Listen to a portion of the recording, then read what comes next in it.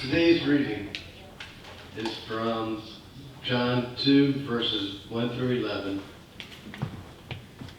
On the third day there was a wedding in Cana of Galilee, and the mother of Jesus was there. Jesus and his disciples had also been invited to the wedding. When the wine gave out, the mother of Jesus said to him, "They have no wine." And Jesus said to her, "Woman, what concern is that to you and to me? My hour has not yet come." His mother said to the servants, "Do whatever he tells you."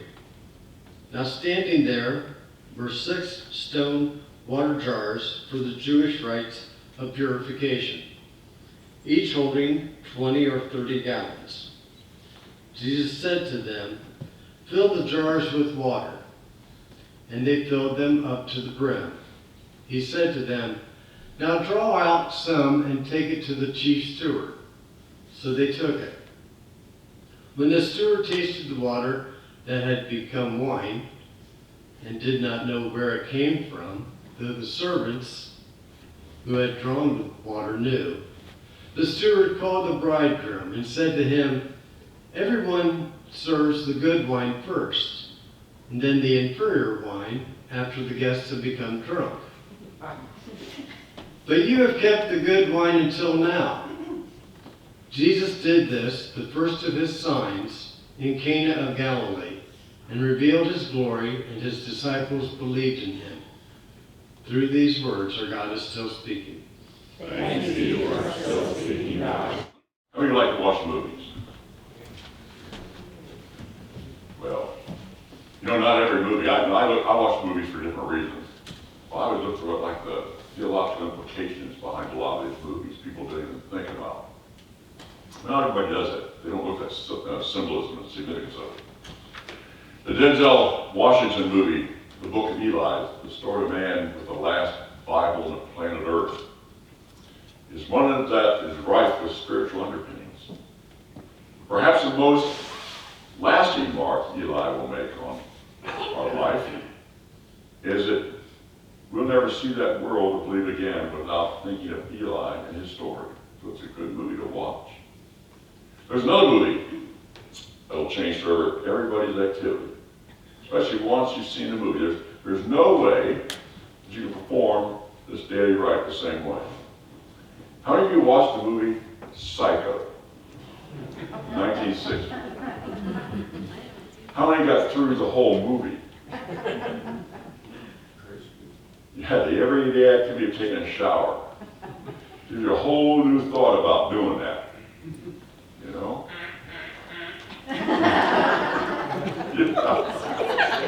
How many know exactly what I mean? Most of you know, for those of you who watch the movie. How many of you have ever seen this Alfred Hitchcock classic? I know a lot of you have.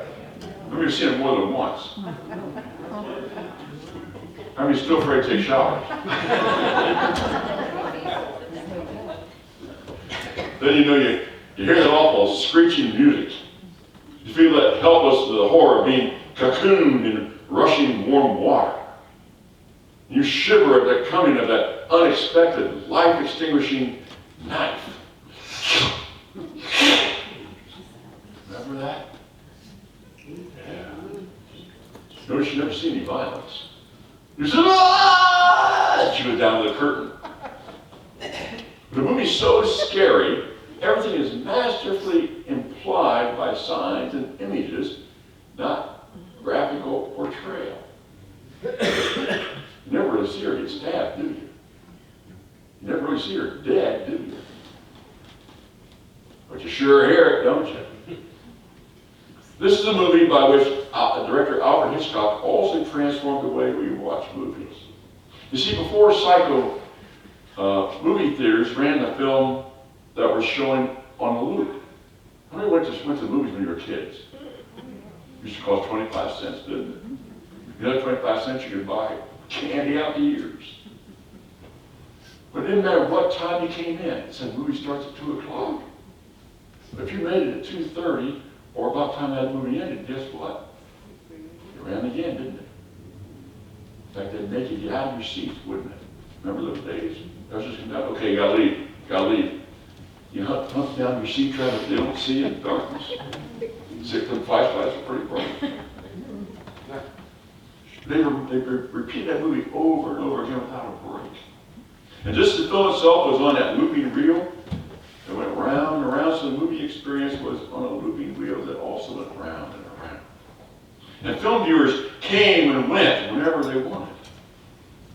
There were so many lines to get into a movie that to start and ending, you weren't sure if you were going to make it in time.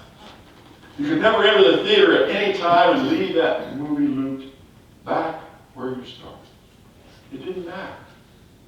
And this practice led to that phrase we all can remember, this is where we came in. Remember that? You catch it about in the middle, and it goes to the next part down the middle. Well, this is where we came in. Let's go. We'd already seen the ending. You always wondered what that meant, didn't you? This is where we came in.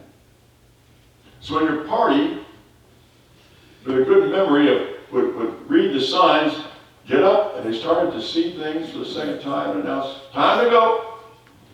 This is where we came in. Genius said he was Alfred Hitchcock. Didn't want audiences to find out the mysterious identity of his psycho until they had progressed step by step through his terror-building tension. He also didn't want the problem of late-coming moviegoers fretting for much of the movie. How come the marquee said Janet Leigh and had not made an appearance yet? Plus, this movie was the first one he funded himself. So he wanted to do everything to ensure its success. And he did. It was just shown here not long ago. Again, for all these years. It was made, what, 1960, somewhere in there? So Alfred Hitchcock forced all theater players playing his movie to have set times when the film started. Then empty out the theater until the next show began. For the first time, people had to stand in line to get into a movie. Remember when that switched? The first time people could watch the faces and listen to the comments of those walking out of the movie. Well, I'll never take a shower again. Or I can't wait to get home and do one. The first time you could be late for a movie. Hitchcock made this is where we came in obsolete in the movie world. Defining the moment of a beginning was something both Alfred Hitchcock and John, the gospel writer, had in common. The beginning words and beginning scenes they chose had enduring power and presence to carry on throughout our whole story. You see, John's story was focused on nothing less than, in the beginning was the Word. It was the first public expression of the power contained in this Word, the Logos, the Christ, that's revealed at the wedding party, Cana. This very richness of the fourth gospel presents those who would study it and him who would expound on it with a problem. Always there are two things. There's a simple surface story that anyone can understand and retell. There's also a wealth of deeper meaning for him who has the eagerness to search and the eye to see and a mind to understand. There's so much in this passage. We must take several days sometimes to study it if we're going to really do a good job. So in Cana there was a wedding feast to which Mary went and at which she held a special place. She wasn't just there as a friend.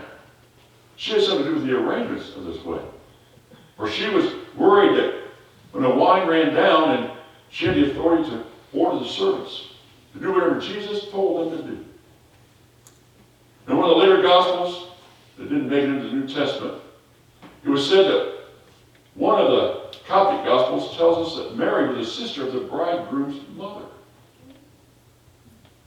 This is an early set of prefaces to the books of the New Testament and called the Monarchian prefaces, which tell us that the bridegroom was no other than John himself and that his mother was Salome, the sister of Mary. A little history you may not know. In Palestine, a wedding was a really notable occasion. Those of you who planned weddings, you think, man, that's how we was to get over with. Well, think again. See, when it was the Jewish law that the wedding of a virgin should take place on a Wednesday. This is interesting because it gives us a date from which to work back. And if this wedding took place on a Wednesday, it must have been the Sabbath day when Jesus first met Andrew and John, and they stayed the whole day with him. The wedding ceremony itself took place in the evening, after a feast. After the ceremony, the young couple were conducted to the new home. By the time it was dark and they were conducted to the village and streets by light of flaming torches with a canopy over their heads. And keep open house for a week. Didn't have a honeymoon. Stayed right in town, and they were hosting friends and relatives for a week. And you guys thought you had it bad for a day. But they would be treated for that week like they were kings and queens. And they'd refer to them as a king and queen. And they'd wear crowns and dress in their bridal robes. Their word was law. In life, there was so much poverty. And constant hard work. This week of festivity and joy was one of a super occasion. So why do we bring Christ into the wedding ceremony? Because we would only bring Christ into our marriages, we'd have better marriages. Believe me. A few years back, psychologist Dr. Joyce Brothers was quoted as saying that for about half of all American couples, marriage is quite hell. Many other marriages have degenerated into a tired friendship. As someone once put it, I submit to you that this is a tragedy. In order to prevent such tragedies, we ought to take the traditional marriage ritual seriously and invite Christ to be a guest in our marriages and weddings. Just as he was invited to the wedding at Cana of Galilee. Above all, it was this quaint and lovely story of John is proclaiming the good news that Jesus Christ is the life of every party. That he is the one who livens things up, brings life abundant for all. Even anonymous brides and bridegrooms in and out of the way peasant villages located somewhere, wherever may not be sure, in Galilee. The way Mark had put it in his commentary on this passage, whenever Jesus comes into our lives, there enters a quality which is like turning water into wine. The trouble with life is that we get bored with it. Pleasure loses its thrill. There's a vague dissatisfaction about everything. But when Jesus enters our lives, there comes a new exhilaration. Interesting thought. Years ago, I remember Johnny Carson. Who could forget Johnny Carson? He was at the Tonight Show and he invited a young boy and interviewed an 8-year-old boy on the show. The young man was asked to appear because he had rescued 2 friends in a coal mine outside of his hometown of West Virginia. And as Johnny questioned the boy, it became apparent to him that the audience, that this young man was a Christian. So Johnny asked him if he attended Sunday school. When the boy said he did, Johnny inquired, well, what was your lesson last Sunday? And came to reply, my lesson was about Jesus when he went to a wedding and turned water into wine. The audience roared, but Johnny tried to keep a straight face. Then he said, and what did you learn from that story? The little boy kind of squirmed in his chair. It was apparent he hadn't thought about this. Didn't think that kind of question was going to come up. Then he lifted his face up and he said, if you're going to have a wedding, make sure you invite Jesus. The little boy was on to something. Weddings are a time of joy. Now, we have maybe at some times or other been to a wedding that's more like a funeral. Parents don't get along, in-laws hate each other, but we still go through the motions. My 38 years, I've had a couple of those. But it was a happy time like this that Jesus gladly shared. But Jesus caused something of a problem. See, he had been invited to the feast, but he didn't arrive alone. He brought 5 guys with him. Those 5 extra people may well have caused some complications. If you plan on a certain number of people at a wedding, all of a sudden you got a few more showing up. You're going, uh-oh, what do we do with it? That's kind of what happened. But the provisions to fail at a wedding would be a terrible humiliation for the bride and the bridegroom. And so Jesus turned 6 stone jars of water into about 180 gallons of wine. It's a lot of drinking. And what could be more common, more joyous in the event of a wedding? People get married every day. Yet this wedding was to be a once-in-creation event. This wedding day in Cana of Galilee was to be the most memorable wedding ever. It was the first event in a completely new era. This wedding, according to the divine script and direction, is where we come in. This wedding is where we come in for a whole new life. This wedding is a definite beginning of a new time with new perspectives and possibilities. Jesus' final hour was not yet, but was an act of as simple as pouring out a glass of wine. Jesus' final hour is revealed. This wine pressed together and poured out for others revealed his glory. His disciples believed in him. All through his life, Jesus knew he had come into the world for a definite purpose and a definite task. He saw life not in terms of his wishes, but in terms of God's purpose for him. He saw his life not against the shifting background of time, but against the steady background of eternity. And all through his life, he was steadily toward that hour, which he knew he had come into the world. It's only Jesus who came into this world to fulfill the purpose of God. And someone once said, every man is a dream and idea of God.